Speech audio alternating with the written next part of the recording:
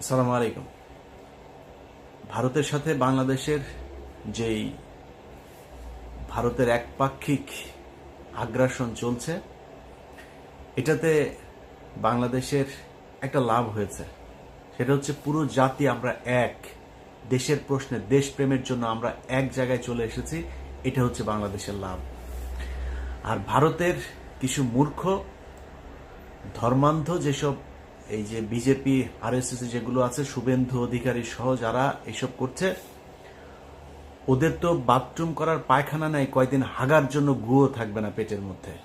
কারণ খাইতে পাবে না তো গু কোত্থেকে আসবে? হাগারও দরকার হবে না, বাথরুমেরও দরকার হবে না। আমাদেরকে থ্রেট করা হচ্ছে, ট্রিটমেন্ট দিবে না, ওদের হোটেলে আমাদেরকে থাকতে দেবে না। আলহামদুলিল্লাহ, আমি খুব খুশি হয়েছি যে বাংলাদেশের মানুষ ওই দেশে ঘুরতে যাবে না। পাকিস্তানে ঘুরতে যাব, অনেক সুন্দর সুন্দর জায়গা আছে পাকিস্তানে। পোর্ট এন্ট্রি ভিসা নিয়ে যাবেন, এইখানে কোনো ভিসা টিসা লাগবে না, ঢুকে যাবেন, ঘুরে টুরে চলে যাবেন। পাকিস্তানের ভাইয়েরা আপনাদেরকে আদর আপ্যায়ন করবে। সো পাকিস্তান যাবেন। যারা ব্লগ করেন, বিভিন্ন ইন্ডিয়ান জামা কাপড় নিয়ে করতেন, কসমেটিক্স নিয়ে করতেন, পাকিস্তানের জামা কাপড়ের মান অনেক ভালো। বিভিন্ন প্রোডাক্ট, বিভিন্ন ইলেকট্রিক সামগ্রী আমরা পাকিস্তান থেকে আনবো, ইন্ডিয়া থেকে আনবো না। আমি বাংলাদেশের যারা কিনা বিজনেস করেন তাদের কাছে অনুরোধ থাকবে পাকিস্তানের সাথে সম্পর্ক আরো সুদৃঢ় করার।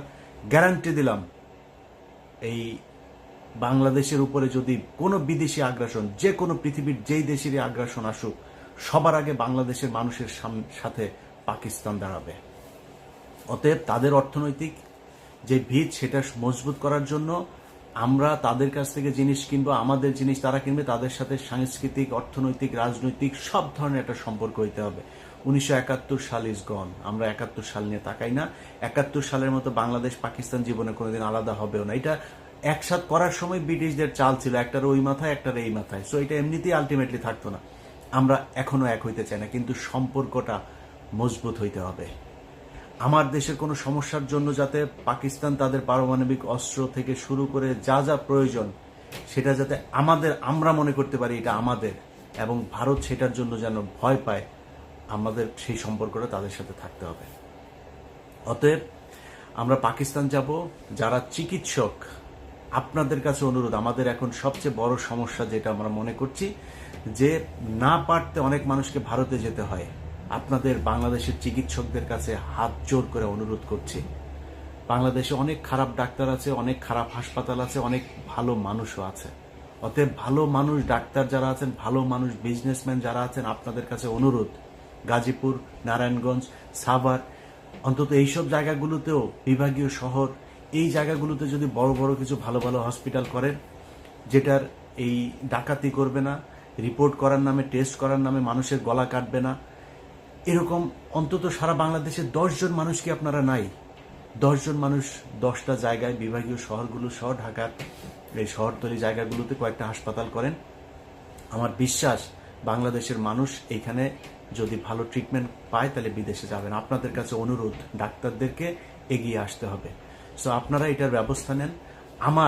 আমার যতটুকু গ্রহণযোগ্যতা আছে, আমার যতটুকু পরিচিতি, আমার সোশ্যাল মিডিয়াতে যতটুকু মানুষের কাছে যেতে হয়, আমি আপনাদের এই হাসপাতাল করার জন্য যত প্রচারণা দরকার আমি আমার জায়গা থেকে করব।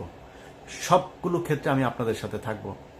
আপনাদের কাছে অনুরোধ, এই চিকিৎসা খাতটাকে একটু বাঁচান, বাংলাদেশের মানুষ যাতে আর ইন্ডিয়াতে চিকিৎসার জন্য যেতে না হয়। অতএব আমরা যেই অবস্থাটা দেখছি, এটাতে আমার বিশ্বাস ভারতের এখনো ক্ষতি হচ্ছে, সামনেও ক্ষতি হবে। কারণ আমাদের ভেতরে যে দেশপ্রেম, যে ভারত বিরোধী আমাদের যেই মানুষের ভেতরে একটা সেন্টিমেন্ট তৈরি হয়েছে, সেটাকে তারা আরো পোক্ত মজবুত করছে, শুধু একটা দল ছাড়া, সেটা হচ্ছে এই আওয়ামী লীগ। অতএব ওদের বাপের জন্ম হয়েছিল অবৈধভাবে, ওর বাপের ইয়েও হচ্ছে ইন্ডিয়ানরা, আর ওদের ভিতরে রক্তটাও ঢুকে আছে। ওইটা যত আওয়ামী লীগ যারা করে সবগুলি হচ্ছে গিয়া ওদের এই রক্ত হচ্ছে গিয়া, মানে ওরা সব জাউরা। এই জাউরাদেরকে কোনোদিন আপনি পাবেন না। এখনো পর্যন্ত তেনা পেঁচায়া পুচায়া ওদের গ্রুপগুলোতে, আমার আগের প্রোগ্রামটা করেছি না, সেখানে আমি তো ওদের গ্রুপের মধ্যে ছিলাম।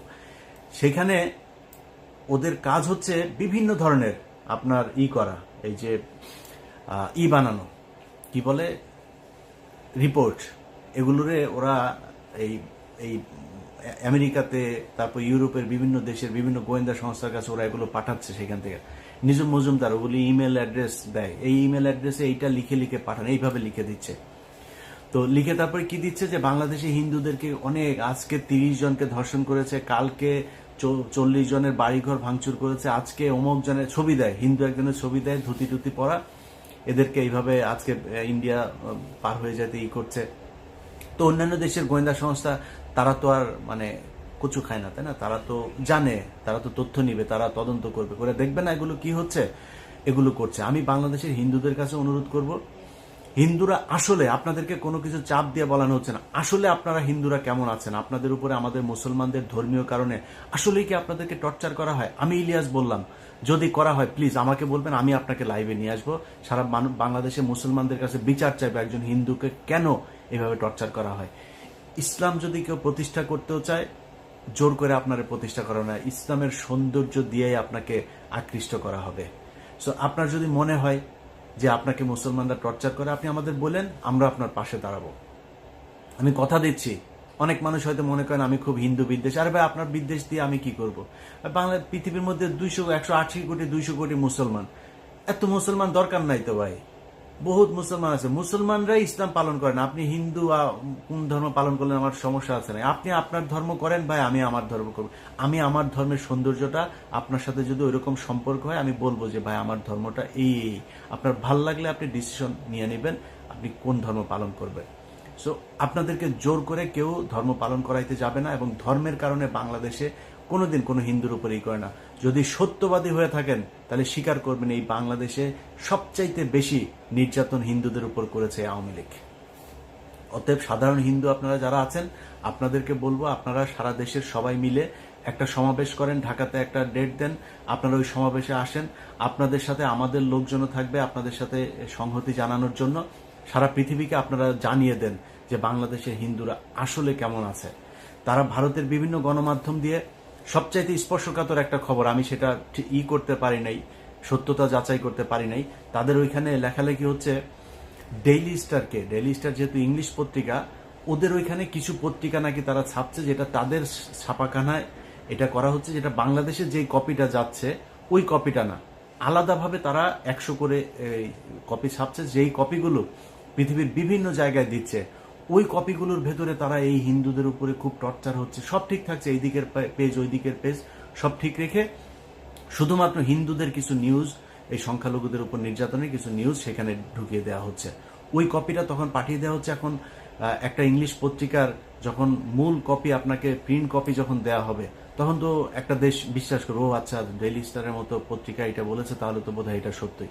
এটা করা হচ্ছে, আমি মনে করি গোয়েন্দা সংস্থার এটা যাচাই করে দেখা উচিত। আমি লাস্ট প্রোগ্রামে যেই স্ক্রিনশট, ওইখানে অনেকের ফোন নাম্বার আছে।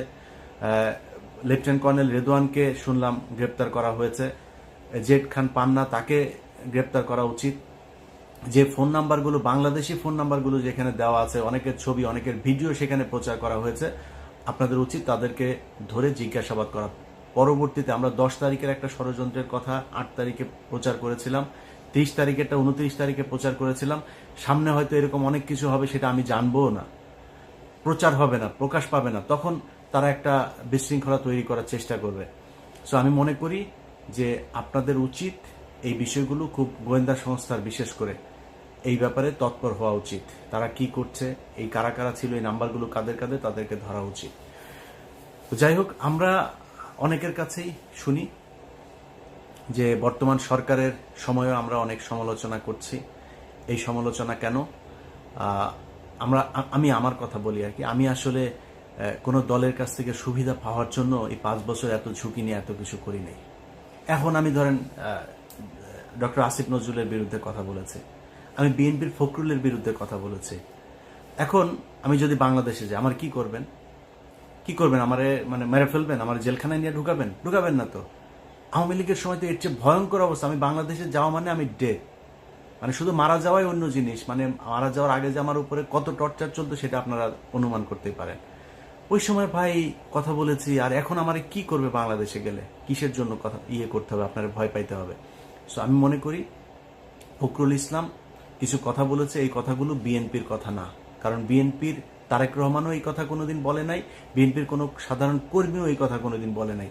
সো এই মির্জা ফখরুল ইসলাম আলমগীরের অনেক কথাবার্তা, এগুলোকে ঠিক করতে হবে। ইসকনের ব্যাপারে, ইসকন নামটা মুখে আনতে আপনার মির্জা ফখরুলের মনে হয় লজ্জা লাগছিল, তার খালি মায়া লাগে আওয়ামী লীগের জন্য। বিএনপির কর্মীদের উপরেও সে চড়াও হয়, বিএনপির কর্মীরা একটু স্লোগান দিলে সে স্টেজে খেপে যায়, তার সাথে কেউ একজন দেখা করতে গেলে সে খেপে যায়। সো মির্জা ফখরুল ইসলামের প্রীতি হচ্ছে আওয়ামী লীগের সাথে, বিএনপির সাথে বা বাংলাদেশের জাতীয়তাবাদী শক্তি যা তাদের সাথে না। অতএব তাদের ব্যাপারে আমাদের সমালোচনা থাকবে। এই সমালোচনা কেন? একদম স্পষ্ট পরিষ্কার। কেউ যদি প্রথম আলোকে বাঁচাইতে আসে, কেউ যদি ইসকনকে বাঁচাইতে আসে, কেউ যদি আওয়ামী লীগকে বাঁচাইতে আসে, সেটা করতে দেওয়া হবে না। অনেকে মনে করতে পারেন যে ভাই বিএনপির সমস্যা না হইলে আমার সমস্যা কি? আমার ব্যক্তিগত সমস্যাও আছে। এই বাংলাদেশে যদি নাকি আওয়ামী লীগ আবার ফিরে আসে, তাহলে মির্জা ফখরুল ইসলামের আগে আমার বাড়িতে ভাঙচুর করতে যায়, আমার পরিবারের মানুষের উপরে নির্যাতন হবে, এটা আমার মাথায় আছে। সো আমার সমস্যাটা মির্জা ফখরুলের চাইতেও বড় সমস্যা। মির্জা ফখরুলের মতো এরকম নাম ধরে ধরে বিএনপির বলতে পারি যারা আওয়ামী লীগের কাছ থেকে এই সরকারের 15 বছর টানা টাকা নিয়েছে। অনেক নেতা আছে যারা মুখ পুষা ফেলে এখন, যে বিদেশে বসা আমরা বলে কি বলে ব্লগার, আমরা হচ্ছে গিয়ে আপনার খায়া দেয়া কাজ নাই, আমরা নাকি করি। তাদের ব্যবসাপাতি সবকিছু ঠিক ছিল, এইসব ব্যবসাপাতি কিছুই হয়নি, তাদের ব্যাংক ছিল, ব্যাংকও কিছু হয় নাই। সো এত পুষা ফেলেন না ভাই, আপনাদের বিরুদ্ধে আমরা কথা বলি নাই, বলতেও চাই নাই। আপনারা বিএনপি করতেন, এইটুকুই যথেষ্ট। বাংলাদেশের যে অবস্থা ছিল, আপনাদের ডেডিকেশন আছে। মির্জা ফখরুলও মনে করেন যে বিএনপি যে অন্তত করতো, এইটাও সমস্যা নেই, এইটুকুর প্রতি রেসপেক্ট তাদেরকে দেখাই, যে কারণে অনেক কিছু বলি না। বিএনপি নিয়ে যদি অনুসন্ধান শুরু করি না, তাহলে মুখ দেখাইতে পারবেন না, অনেক সমস্যায় পড়বেন। অতএব আমাদের ব্যাপারে কথাবার্তা বলতে গেলে না, একটু মুখে লাগাম টেনে তারপর কথা বলতে হবে। এই দেশে আপনাদের পাশে কোনো মিডিয়া ছিল না, আমরা ছিলাম। যাদেরকে এখন ব্লগার বলেন না, এই ব্যক্তিরা ছিল আপনাদের পাশে। খুব হিসাব করে কথা বলতে হবে। আমরা টাকা পয়সা নিলে না, বিএনপির কাছ থেকে না, এখানে এতদিনে 3-4টা মিলিয়ন ডলারের বাড়ি থাকতো। আওয়ামী লীগের সময়ে এইসব অফার আমাদের ছিল, আমরা সেগুলোতে যাইনি। অতএব আমাদের এত সহজে কিনা ফেলতেও চান না, বিক্রি করে দিতেও চান না। কথা বলতে গেলে খুব হিসাব করে কার বিরুদ্ধে বলছেন ওটা বলতে হবে ওইভাবে। তো যাই হোক, আমরা কোনো সরকারের বিরুদ্ধে না। ইউনূস সরকারের এক সাংবাদিক লিখেছে আমার নাকি বাংলাদেশে যাইতে সমস্যা, এটা বোঝানোর জন্য নাকি করছে। আমি আমার ভিডিওতে বলছি আমার বাংলাদেশে কোনো সমস্যা নাই। ডক্টর ইউনূসের বিরুদ্ধে কিছু বলেছি, নাহিদের বিরুদ্ধে কিছু বলেছি, আসিফের বিরুদ্ধে কিছু বলেছি, অন্য অনেক আছে তাদের বিরুদ্ধে কিছু বলেছি, বলি নাই তো। ইভেন কি হাসান আরিফের পুত্রবধূ, সে আপনার করছে, আপনার তার বিরুদ্ধে করছে, সেটা নিয়েও তো এখনো পর্যন্ত কোনো কথা বলি নাই। তো আমরা এদের বিরুদ্ধে তো না, আমরা হচ্ছে বিশেষ বিশেষ ব্যক্তিদের বিরুদ্ধে, যারা প্রথম আলো, ইসকন, ভারত তাদেরকে বাঁচাইতে চায়, ভারতীয় চরেদেরকে যারা শেল্টার দিতে চায়, আমরা তাদের বিরুদ্ধে যদি মরার মতো পরিস্থিতি তৈরি হয়, আমি ইলিয়াস, আমার যদি কোনোদিন ধরেন কোর্টের মধ্যে দেখেন না, পুলিশ আমার 2 হাত পা ধরে তারপরে পুলিশ আমার কোর্টে উঠাচ্ছে বাংলাদেশে, ওইখানে দাঁড়ায়ও আমার সর্বোচ্চ, আমার বুক যদি চেপে না ধরে, ওইখানে দাঁড়ায়ও আমি ভারতের বিরুদ্ধে কথা বলে যাব, কোনো কিছু দিয়ে ঠেকাইতে পারবেন না। এইটুক ইমান ভেতরে আছে। অতএব আমাদেরকে এই কোনো দলের হয়ে কাজ করতে হবে, কোনো কারোর চামচামো করতে হবে, এই জন্য বাংলাদেশের 2000 মানুষ জীবন দেয় নাই। যাদের সন্তান মারা গিয়েছে তাদের কাছে যা জিজ্ঞেস করেন কেমন লাগে, তারা এই জন্য মারা যায় নাই। এই দেশটা ঠিক হইতে হবে, ঠিক না হওয়া পর্যন্ত যারা ভারতের পক্ষে, আওয়ামী লীগের পক্ষে, এগুলোর পক্ষে দালালি করে যাবে, তাদের ব্যাপারে আমার এই আন্দোলন চলতে থাকবে। আমরা যেটা করছি আসলে এটা শুধুই সাংবাদিকতা না ভাই, এটা বিপ্লব, এটা বিদ্রোহ। অতএব মাথায় রাখতে হবে যে কোনো পরিস্থিতিতে আমাদের উদ্দেশ্য একটাই থাকতে হবে, সেটা হচ্ছে ভারত কোনোভাবে এই দেশে দাদাগিরি করতে পারবে। আপনি চুরি করেন ভাই, বিএনপির লোকজন আপনারা যেইখানে যা পারেন, চুরি বাটপারি যা চলতেছে অনেক কিছু, সেটা বলতেছি না, চলতে থাকুক, সমস্যা নাই। টাকাটা বাংলাদেশে থাকতে হবে, কারোর উপর বেশি জুলুম করেন না। আওয়ামী লীগের জিনিসপত্র সব আপনারা টেক ওভার করছেন, আপনার সুইচিং হচ্ছে, কোনো সমস্যা নাই, এটা নিয়ে কিছু বলছে না। কিন্তু ভারতের ব্যাপারে আর আওয়ামী লীগের লোকজনের শেল্টার দেওয়ার ব্যাপারে খুব সাবধান হইতে হবে। কোথাও যদি শুনি কেউ, সেটা জামাতের আমিরও যদি হয় না, আওয়ামী লীগের কারোর করছেন, আমি কিন্তু জামাতের আমিররা ছাড়ব না। অতএব আমি জামাতের আমিরকে রেসপেক্ট করি, তারেক রহমানকে রেসপেক্ট করি, বিএনপির নেতাদের রেসপেক্ট করি, কর্মীদের রেসপেক্ট করি, ছাত্র শিবির, এই জামাত ইসলাম সবাইকে রেসপেক্ট করি, কিন্তু ওই জায়গায় আমি খুব এক। এইটার জন্য আমাদের যে কত করবেন, বুঝাবেন, করবেন, এটাতে লাভ হবে না।